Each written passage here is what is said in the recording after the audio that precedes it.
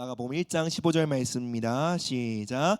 이르시되 때가 찼고 하나님의 나라가 가까이 왔으니 회개하고 복음을 믿으라 하시더라. 아멘. 여러분, 이것이 예수님이 선포하셨던 메시지의 핵심이었죠. 어떤 말씀입니까? 천국이 임했다는 것입니다. 하나님의 나라가 우리에게 가까이 왔다는 것이죠. 여러분, 놀랍게도 예수님의 메시지는 회개하고 우리 모두 천국 갑시다 라는 것이 아니었습니다. 회개하고 우리에게 임한 천국을 바라보라 하는 것이 예수님의 메시지였습니다. 근데 우리는 예수님의 메시지를 주로 이렇게 해석하죠. 예수 믿고 죽어서 천국 갈 것이다, 이렇게 생각할 때가 많아요. 그런데 여러분, 예수님 메시지는 회개하고 지금 우리에게 도래한 하나님의 나라를 주목하라 라는 것이 예수님의 메시지였어요. 예수님께서는 우리가 회개해야 될 이유에 대해 이렇게 말씀하셨어요. 하나님의 나라가 가까이 왔기 때문에 회개해야 된다라는 거예요. 하나님의 나라가 저와 여러분들의 삶에 멀리 있지 않게 회개해야 된다라는 거예요. 영어 표현에 따르면 Heaven is at hand, 손에 닿을 거리에 있다는 거예요. 하나님의 나라가 우리가 손을 뻗으면 닿을 수 있을 만큼 가까운 거리에 있기에 그 나라를 발견하기 위해 회개해야 된다는 거예요.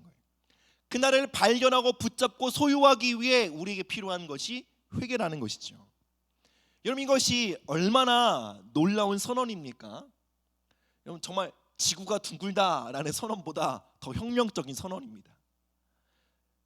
지구가 우주의 중심이 아니라 지구가 태양을 중심으로 돌고 있다라는 것보다 더 혁명적인 선언이에요. 여러분, 옛날 사람들은 지구가 어떻게 했다고 생각했죠? 평평한 땅이고 그 끝에 가면 떨어져 죽는다라고 생각했어요. 근데 고대 그리스의 피타고라스가 지구가 둥글며 완전한 구형이라고 주장했죠. 근데 지구가 평평한 땅이라고 믿었던 사람들에게는, 그리고 그렇게 바라보고 있었던 사람들에게는 지구가 둥글다라는 이 말이, 이 과학적 진리가 도저히 받아들여지지 않았던 것이죠. 여러분, 천국이 우리에게 장차 올 것이요, 아니면 죽어서 가야 될 나라가 아니요, 이미 우리에게 가깝게 와 있다라는 이 예수님의 선언이요, 지구가 둥글다라는 말보다 훨씬 더 혁명적인 선언입니다. 그래서 예수님 시대에 당대의 사람들이 이 예수님의 선포를 소화할 수가 없었어요. 당시 유대인들에게는 하나님의 나라가 어떤 것이었죠? 하나님의 나라는 기다리고 기다리다 보면 언젠간 목도하게 될 수 있는 무엇이었어요. 그런데 예수님은 그들의 믿음, 그들의 사고 체계에 폭탄을 던지신 거예요. 하나님의 나라는 기다려야 될 대상이 아니라 가까이 왔다라는 거예요. 오히려 하나님의 나라가 우리를 기다리고 있다는 것입니다. 하나님의 나라는 기다림의 대상이 아니라 발견의 대상이라는 거예요. 하나님의 나라는 오늘 우리가 찾고 발견하고 소유해야 될 대상이다 라고 선포하신 것이죠. 우리가 죽어야만 갈 수 있는 것이 아니라 지금 우리가 회개하고 믿으면 우리는 그 나라 안으로 들어갈 수 있다라고 말씀하신 거예요. 사랑하는 여러분, 예수님이 선포하신 것이 진리이기에 하나님의 나라는 우리 곁에 가까이 와 있습니다.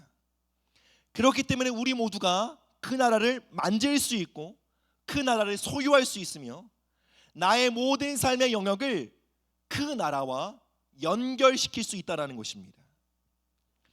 여러분, 회개는 무엇입니까? 헬라어로 회개는 메타노이아라고 합니다. 마음을 바꾸는 것이 회개라는 거예요. 우리의 생각과 우리의 관점, 우리의 인식 체계를 바꾸는 것이 회개입니다. 우리의 마음을 바꾸지 않고서는, 우리의 인식 체계를 바꾸지 않고서는 우리에게 가까이 와 있는 하나님의 나라를 발견할 수 없다는 것이에요. 그래서 회개하라는 것이에요. 마음을 바꾸라는 거예요. 시각을 바꾸라는 거예요. 눈에 보이는 것이 전부라고 여기는 저급한 관점을 내려놓고 믿음으로 바라보라는 거예요. 보이지 않는 세계를 주목하라는 거예요. 보이지 않는 하나님의 나라를 바라볼 수 있는 믿음의 안경을 끼라는 거예요. 그리고 믿음으로 하나님의 나라를 발견하고 그 나라를 붙잡고 이제 그 나라를 우리의 삶 가운데 끌어내리라는 것이 예수님의 메시지였어요. 그런데 안타깝게도 많은 사람들이 하나님의 나라를 이렇게만 제안합니다. 하나님의 나라는 죽어서 가는 곳. 혼탁하고 어지러운 이 세상을 살아갈 때는 어쩔 수 없는 것이고, 우리가 장차 천국에 가면 행복하고 기쁠 거야, 이렇게만 천국을 생각합니다. 예, 물론 맞습니다. 그러나 하나님의 나라는, 천국은 죽어서만 가는 나라가 전부가 아닙니다. 지금 우리 삶에 임하였고 발견하고 붙잡아야 할 하나님의 나라가 있다라고 성경은 선언합니다. 그 나라를 보기 위해 우리 모두 더 깊은 회개가 필요한 것입니다. 만약 우리가 하나님의 나라를 죽어서만 가는 곳이라고 생각한다면 우리는 이 땅에서 하나님의 나라를 누리고 경험하지 못할 것입니다. 여러분, 그것은 하나님의 뜻이 아닙니다. 우리가 이 땅에서는 고생하고 치열하게 살다가 죽어서야 하나님의 나라의 영광을 맛보는 것, 그것은 하나님의 뜻이 아닙니다. 하나님의 뜻은 무엇입니까? 주님의 나라가 이 땅 가운데 임하는 것입니다. 예수님은 아버지의 나라가 이 땅 가운데 임하길 기도하라고 말씀하셨어요. 여러분, 이것은 신학적인 개념이 아닙니다.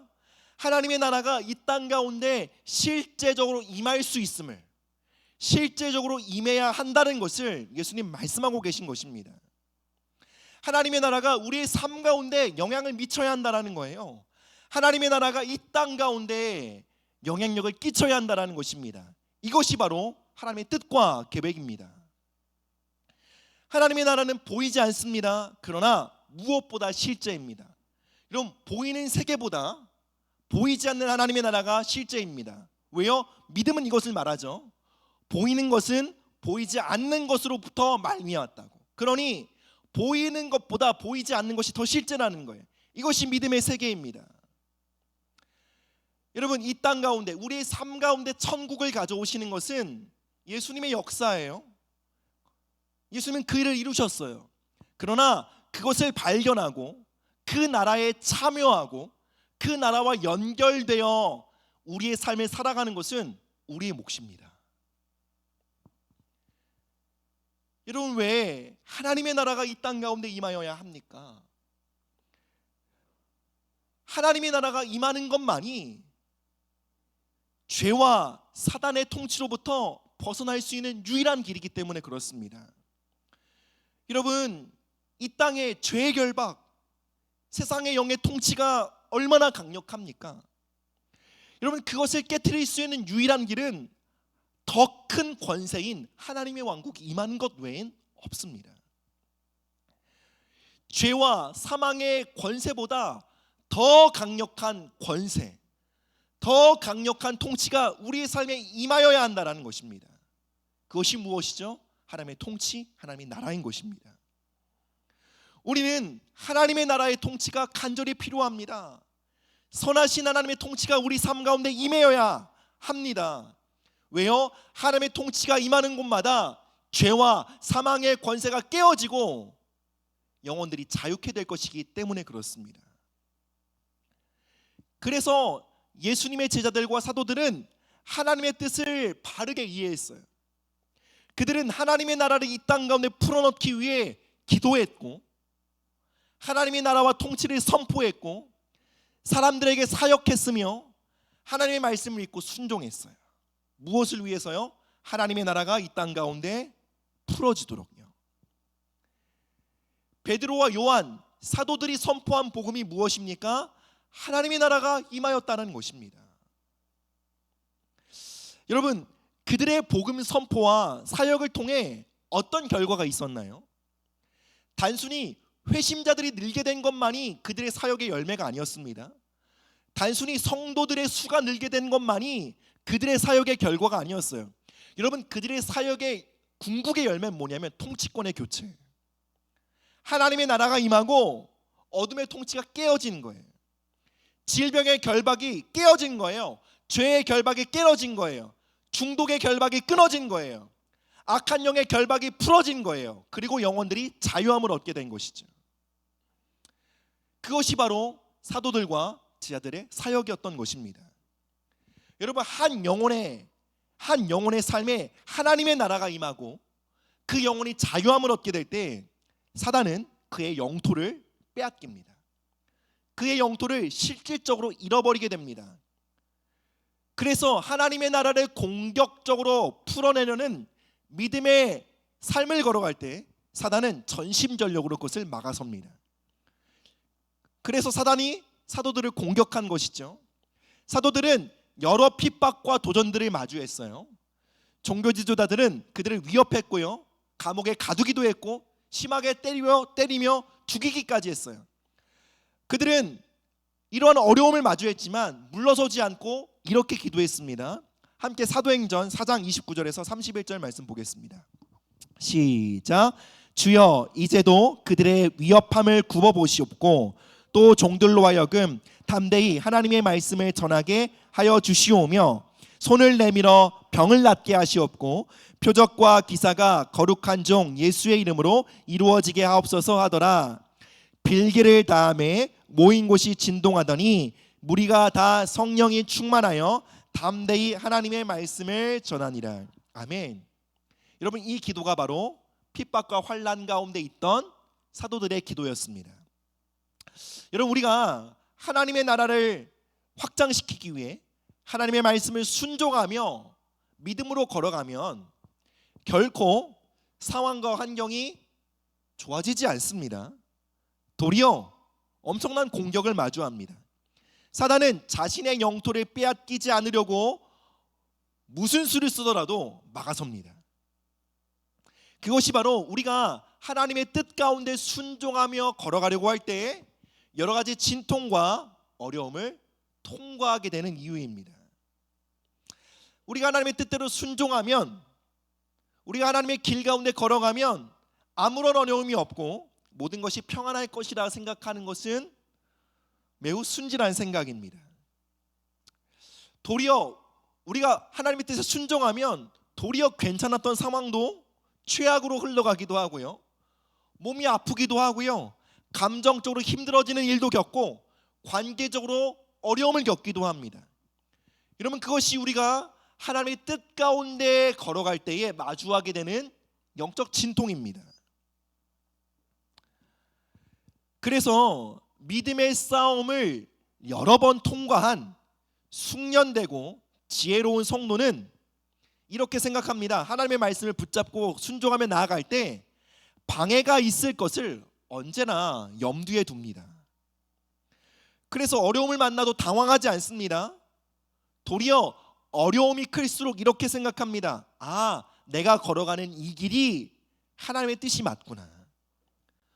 마귀가 이렇게 미쳐 날뛰는 걸 보니 이 믿음의 싸움을 통해 하나님의 나라가 임하게 되겠구나.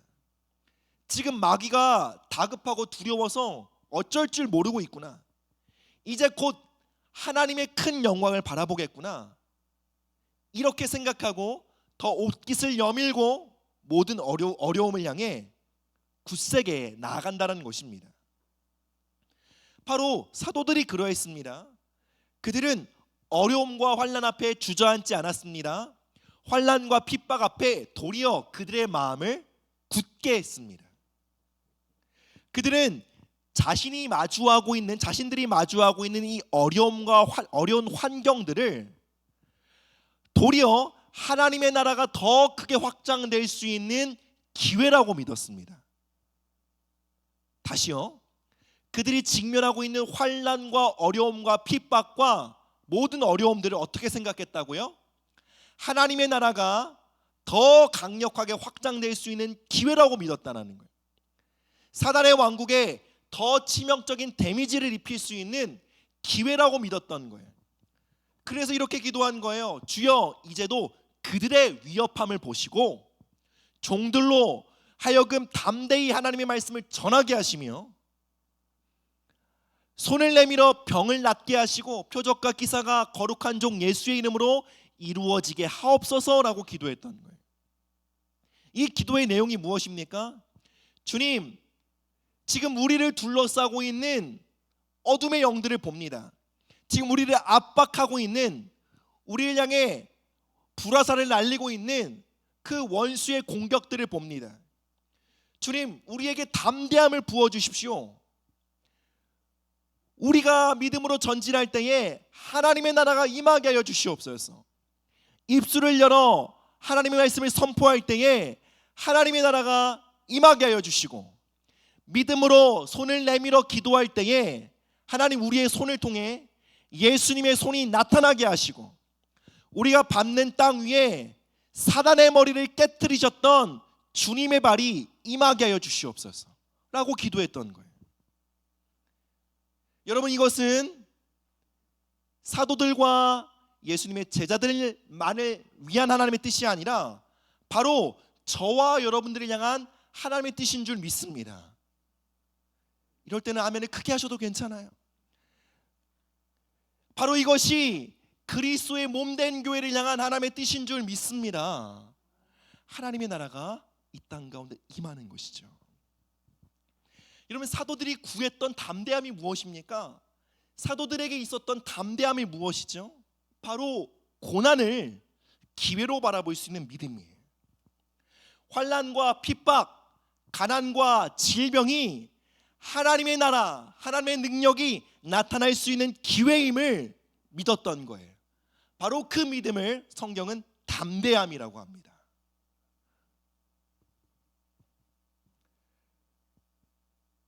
무거운 압제가 있는 곳에, 큰 고통이 있는 곳에, 강력한 어둠이 진을 치고 있는 곳에 하나님께서 우리가 있도록 하셨다면, 여러분, 그것은 하나님이 우리를 버리시거나 아니면 우리가 사단에게 희생당하거나 패배했기 때문에 그렇게 된 것이 아닙니다. 우리가 그곳에 있는 이유는 우리를 통해 그 어두운 땅 가운데 하나님의 나라를 임하도록 하시기 위함인 것입니다. 그것을 믿어야 합니다. 그것을 믿는 믿음을 우리는 담대함이라고 합니다. 담대한 믿음이라고 합니다. 이 담대한 믿음을 소유할 때 여러분, 우리는 폭풍 속에서도 날아오를 수 있습니다. 환난과 핍박 속에서도 여러분 웃을 수 있는 거예요. 기뻐할 수 있는 거예요. 소망을 품을 수 있는 거예요. 어떻게 그럴 수 있냐고요? 하나님이 부어주시는 담대한 믿음은 능히 우리로 하여금 그것을 가능하게 합니다. 여러분, 사람의 종교성이 만들어낸 믿음은 환난이라는 그 태풍을 만나면 와르르 무너져요. 그러나 위로부터 부어지는 믿음은 환난을 만나면 진가가 나타나요. 그래서 평안할 때는 진짜 믿음인지 가짜 믿음인지 잘 드러나지 않아요. 근데 폭우가 몰아치고 환난의 바람이 몰아오면 진짜 믿음은 날아오르고요, 가짜 믿음은 주저앉아요. 여러분 안에 있는 믿음이 환난 가운데 날아오를 수 있는 진짜 믿음이기를 소원합니다. 여러분, 우리가 조금만 어려움을 겪어도 낙심을 하는 이유가 무엇입니까? 조금만 저항을 겪어도 쉽게 포기하는 이유가 무엇입니까? 바로 하나님의 뜻과 계획을 신뢰하지 못하기 때문에 그래요. 여러분, 우리가 우리의 삶을 향하신 하나님의 뜻과 계획을 믿는다면 여러분, 우리는 환난 속에서 더 큰 소망을 품게 될 것입니다. 그럼 이게 말이 안 되죠? 근데 하나님이 주신 믿음은 그래요. 하나님이 주신 믿음은 속성상 그래요. 하나님의 믿음을 가지십시오. 그러니 믿음 있는 척하지 말고 내게 하나님이 주시는 믿음이 필요합니다라고 기도해야 되는 거예요. 환난과 불시험이 올 때 우리의 믿음의 불온전함이 드러나면 어떻게 해야 돼요? 겸손하게 구하는 거예요. 아, 주님, 내게 참 믿음이 없었군요. 이 고난과 환난 가운데 날아오를 수 있는 하늘로부터 말미암는 믿음이 내게 없었군요. 그리고 겸손히 구해야 참 믿음을 소유할 수 있는 것이죠. 하나님이 우리에게 주신 살아있는 믿음은 상황이 힘들수록 더 큰 소망을 품습니다. 상황이 최악일수록 더 큰 역전이 나타날 것을 믿습니다. 여러분의 믿음을 어떻게 정의하든 죄송합니다, 하나님이 주시는 믿음은 이래요.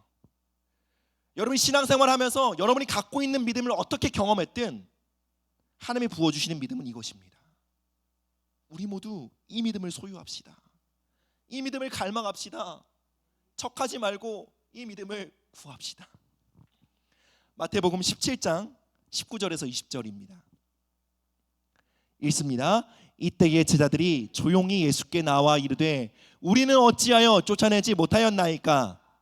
이르시되 너희 믿음이 작은 까닭이니라. 진실로 너희에게 이르노니 만일 너희에게 믿음이 겨자씨 한 알만큼만 있어도 이 산을 명하여 여기서 저기로 옮겨지라 하면 옮겨질 것이요 또 너희가 못할 것이 없으리라. 아멘. 여러분, 여기서 예수님이 제자들에게 무엇을 책망하십니까? 바로 제자들 안에 있는 수동성을 책망하십니다. 예수님은 제자들의 실패가 그들의 믿음 없음, 그들의 수동적인 자세에 있었음을 말씀해 주시는 거예요. 우리는 많은 경우 이런저런 어려움과 환경들 속에 하나님께서 무언가를 해주시기를 기다리고 원합니다. 그러나 오늘 이 본문을 통해 예수님 무엇을 말씀하십니까? 그러한 생각, 그러한 수동성을 회개하라는 거예요. 그냥 기다리면 언젠가 하나님 도와주시겠지라는 관점을 버리라는 거예요. 회개하고 하나님의 나라가 가까이 와 있음을 주목하라는 거예요. 하나님의 나라가 이제 우리에게 가까이 왔으니 이제 너희에게 할 일이 있다라는 거예요. 그냥 가만히 기다리는 것이 우리의 역할이 아니라는 거예요. 그 나라가 가까이 왔기에 그 나라를 믿음으로 소유하고 그 나라를 풀어내는 일을 해야 한다는 거예요. 즉 예수님 이렇게 말씀하시는 거예요. 하나님의 나라가 너희에게 와 있다. 그러니 손 빨고 기다리지 말고 손을 뻗어 그 나라를 붙잡아라. 그리고 너희가 받는 땅 가운데 그 땅을 풀어내라. 이것이 너희의 믿음이다. 너희가 소유해야 될 믿음이다. 믿음으로 손을 뻗어 병든 자들을 위해 기도해야 한다라고 말씀하시는 거예요. 여러분, 이것은 단순히 누군가의 병을 낫게 하기 위함만이 아닙니다. 그 일을 통해 무엇이 임한다고요? 하나님의 나라가 임한다고요. 사단의 통치가 깨어지고 하나님의 통치가 그곳 가운데 임한다는 것이에요. 우리의 믿음의 순종은 바로 이 땅 가운데 하나님의 나라가 임하게 만드는 통로라는 것입니다. 그래서 예수님은 제자들에게 이렇게 말씀하시지 않으셨어요? 너희가 믿음이 있으면 하나님께 산을 옮겨달라고 기도해라 라고 말씀하지 않으셨어요. 너희에게 겨자씨만한 믿음만 있다 할더라도 너희는 산을 향하여 명하게 될 것이다. 너희가 참으로 하늘로부터 말미암는 참 믿음을 소유했다면 그 믿음을 가지고 산을 향해 옮겨지라고 명할 것이다 라고 예수님 말씀하시는 거예요. 이것이 여러분 예수님이 말씀하신 참 믿음, 진짜 믿음입니다. 여러분, 그러나 우리는 왜 때로는 거대한 산 앞에 위축되고 움츠러들고 수동적이 됩니까? 그 이유는 우리 눈에 우리를 적대하고 우리를 누르고 있는 거대한 산은 보이는데 하나님의 나라는 보이지 않기 때문에 그래요. 눈앞에 우리가 마주하고 있는 거대한 산 같은 문제는 피부에 와닿을 정도로 실제인데 하나님의 나라는 멀고 먼 나라 이야기처럼 들리는 거예요. 그러나 여러분, 우리가 그렇게 느낀다 할지라도 그것이 사실입니까? 아닙니다. 착각입니다. 실제의 현실은 정반대예요. 우리의 문제보다 하나님의 나라가 가깝습니다. 하나님의 나라가 우리에게 가까이 와 있습니다. 이 세상 그 어떤 것보다 가장 강한 능력과 권위로 하나님의 나라는 우리에게 가까이 와 있는 것입니다. 이것이 현실입니다. 이것이 실제입니다. 그렇게 여러분, 우리는 거대한 산 앞에 그저 움츠리고 하나님 무언가를 해주시기를 기도하고 기다리는 것만이 아닌 이제 우리의 불신앙과 우리의 수동성을 회개하고 참 믿음을 갖고 그 산을 향해 명해야 하는 것입니다. 우리는 마치 하나님이 멀리 계시는 것 같은 느끼고 하나님의 나라가 먼 나라처럼 여겨지는 지금 이 순간 하나님이 나를 돕지 않으신다고 여기는 그 불신앙을 회개해야 합니다. 하나님 멀리 계시기에 나를 돕지 않으시기에 난 아무것도 할 수 없다고 여기는 그 수동성을 회개해야 합니다. 어느 때까지 회개해야 됩니까? 그 삶보다 하나님의 나라가 크게 보일 때까지. 내가 마주하고 있는 현실의 문제보다 막 잠이 안 올 정도로 우리 두렵게 만들고요, 소화가 안 될 정도로 우리를 힘들게 만들고요, 막 몸에 이상이 올 정도로 우리를 압박하는 문제보다 하나님의 나라가 더 크게 보일 때까지 회개해야 된다는 거예요.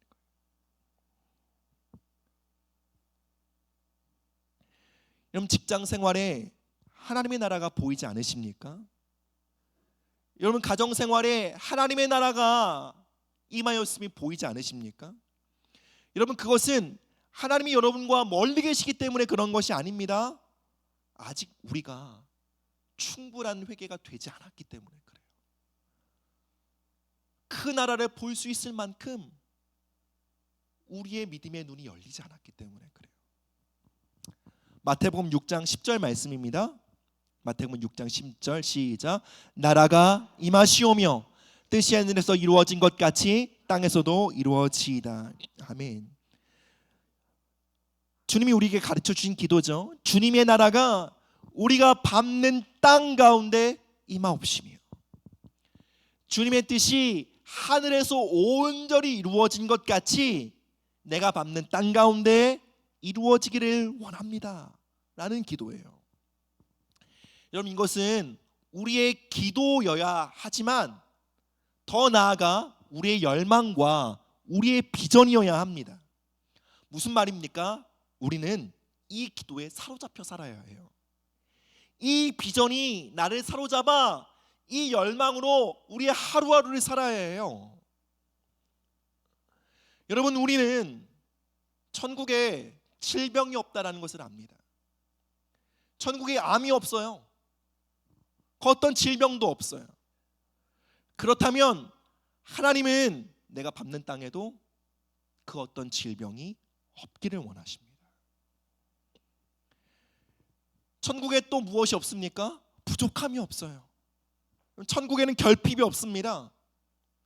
그렇다면 하나님의 뜻이 무엇입니까? 하나님의 나라가 그러하듯 내가 밟는 이 땅에도 결핍이 없는 것이 하나님의 뜻이에요. 천국에는 다툼과 분쟁이 없어요. 천국에는 시기가 없어요. 천국은 모두가 모두를 존중하는 곳입니다. 그러면 여러분, 하나님 뜻이 무엇이겠습니까? 우리의 가정이, 우리의 교회가 마치 그와 같은 곳이 되는 거예요.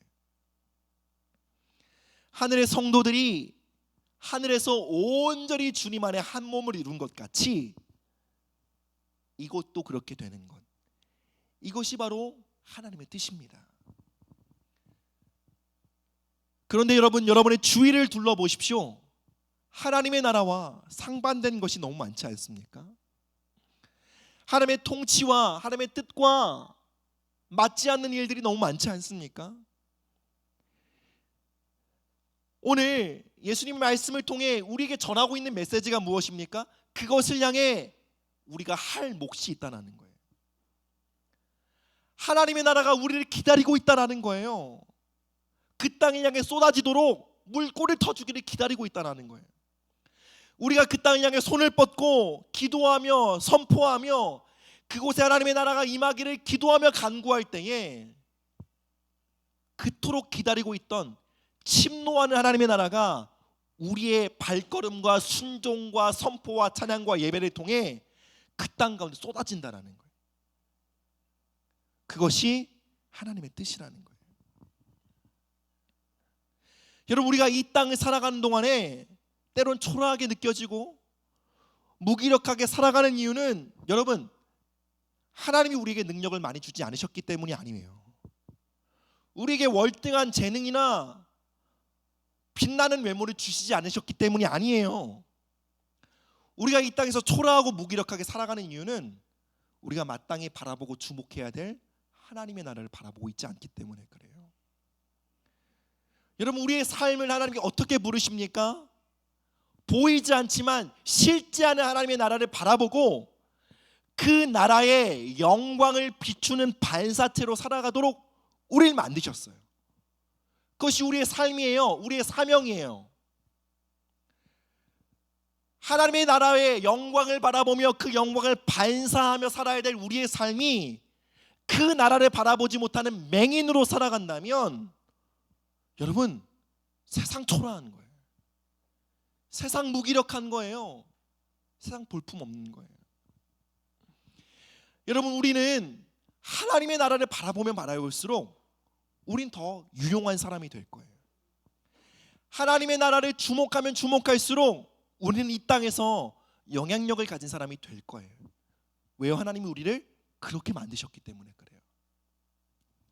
마지막 말씀이에요. 골로새서 3장 1절에서 2절 말씀이에요. 시작. 그러므로 너희가 그리스도와 함께 다시 살리심을 받았으면 위의 것을 찾으라. 거기는 그리스도께서 하나님 우편에 앉아 계시느니라. 위의 것을 생각하고 땅의 것을 생각하지 말라. 아멘. 여러분, 우리가 하나님의 나라를 이 땅 가운데 풀어내기 위해 중요한 것이 무엇입니까? 바로 하나님의 나라를 주목하고 바라봐야 한다는 거예요. 하나님의 나라를 바라본다는 것이 무엇일까요? 하나님 나라의 가치를 우리가 따른다는 거예요. 즉, 하나님의 나라에서 중요하게 여기는 것을 우리도 중요하게 여기기 시작해야 해요. 그것이 바로 하나님의 나라와 동행하기 위한 매우 중요한 조건이에요. 그러면 하나님의 나라가 어떻습니까? 요한계시록에 하나님의 보좌 앞에 천군 천사들이 모여 이렇게 고백합니다. 거룩하다, 거룩하다, 주 하나님. 여러분, 거룩하다라는 뜻은, 여기서 거룩하다는 뜻은 압도적으로 탁월하다라는 뜻이에요. 그러니까 요즘 말로 따면 클래스가 다르다라는 뜻이에요. 압도적으로 그 가치와 그 존엄과 그 위엄이 압도적으로 탁월하다라는 말을 거룩하다, 거룩하다라는 거예요. 이 말이 무엇입니까? 여러분, 하나님 나라에서 가장 중요한 가치는 무엇이죠? 하나님 그분이에요. 하나님의 임재예요. 주님의 임재는 천국에서 압도적으로 존경받는 가치예요. 주님의 임재는 압도적으로 높임받는 존재예요. 가치예요. 그리고 놀라운 사실은 무엇인 줄 아십니까? 천국에서 수많은 성도들과 천군 천사들이 압도적인 가치로 찬송하고 경배하는 그 가치가 우리에게 주어졌다는 사실이에요. 그 엄청난 가치가 우리에게 선물로 주어진 거예요. 여러분, 우리는 그 선물을 성령 하나님이라고 합니다. 우리를 고아처럼 버려두지 않으시고 영원토록 우리와 함께 하시며 우리와 동행하신 하나님의 임재, 우리는 그것을 일컬어 성령 하나님이라고 합니다. 하나님은 당신 자신을 우리에게 주신 거예요.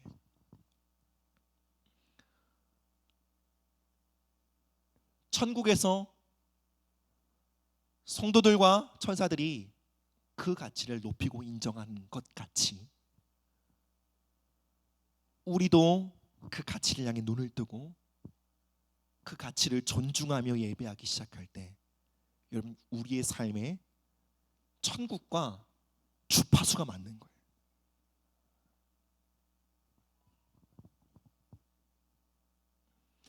저는 오늘 한 믿음의 사람, 한 하나님의 사람의 이야기를 짧게 나누고 오늘 말씀 마치려고 합니다. 정말로 강력하게 이 시대 가운데 쓰임받고 있는 사람이고 정말 하나님의 나라를 이 땅 가운데 나타내는 하나님의 종인데요. 그는 정말로 하나님의 임재를 너무 중요한 가치로 여기고요. 그러니까 자신의 삶에 하나님의 임재가 가장 중요한 가치와 자원으로 여기고 믿고 살아갑니다. 근데 이런 사건이 있었어요. 어느 날 호텔에 갔는데 그 호텔에서 금액을 이중 청구한 거예요. 그래서 이제 호텔 뭐 비용이 비싸잖아요. 근데 그 비용이 이제 2번 청구되었으니 이제 그것을 잘못되었다는 걸 입증하고 또 이제 그것을 수정하는데 좀 이렇게 싸움의 과정들이 필요했던 거예요. 그래서 그 하나님의 사람과 같이 있던 동역자가 자기가 이것을 바로잡겠다고 말했어요. 근데 그 믿음의 사람이 그를 만류했어요. 그러면서 이렇게 말했어요. 아니다.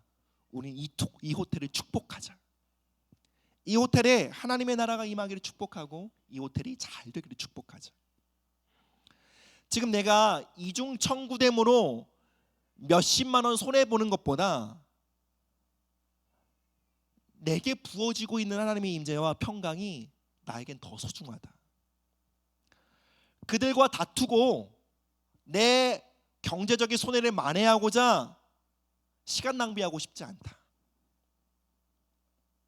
그것들과 다투느라 내 시선이 하나님의 임재로부터 비껴나가는 걸 원치 않는다. 나에게는 하나님의 임재가 훨씬 더 소중하다.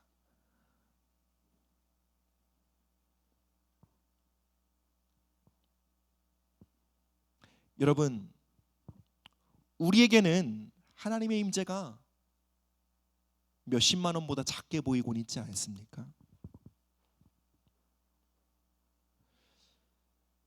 저와 여러분들에게 하나님의 임재는 몇십만 원보다 소중한 그것입니까?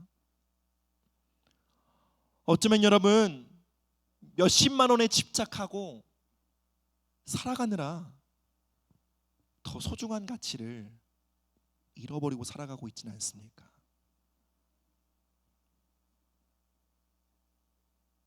하나님의 임재를 놓치고 살아가고 있지는 않습니까? 이 시간 함께 기도하며 나가십시다. 여러분, 우리가 참으로 회개해야 될 것이 있다면 정말로 하나님의 임재를 돈 몇백만 원보다 못하게 여겼다는 그것입니다. 여러분, 우리는 천국과 너무 다른 가치관으로 살아가요. 천국의 모든 성도들은 그 하나님의 임재 앞에 압도되어 살아가는데 우리는 다른 가치에 훨씬 더 압도되어 살아갑니다. 우리의 중심이 이렇게 천국과 다르니 어떻게 이 땅에 천국이 연결될 수 있겠습니까? 하나님의 임재를 귀하지 않게 여겼던 우리의 삐뚤어진 마음을 회개합니다.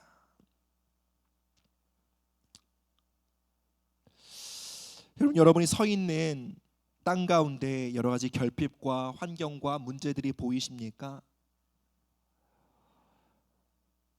여러분, 예수님 말씀하십니다. 저자씨만한 믿음이 있어도 그 산을 향해 명하게 될 것이다 라고 말씀하십니다. 믿음은 무엇입니까? 보이지 않는 하나님의 나라를 보는 것입니다. 하나님, 우리에게 하나님의 나라를 볼 수 있는 믿음을 부어 주시옵소서. 그래요 주님, 우리가 믿음으로 순종하고 기도하며 걸어가는 그 곳마다 하나님의 나라가 강력하게 임하게 하여 주시옵소서. 여러분의 가정에 하나님의 나라가 임하길 기도하세요.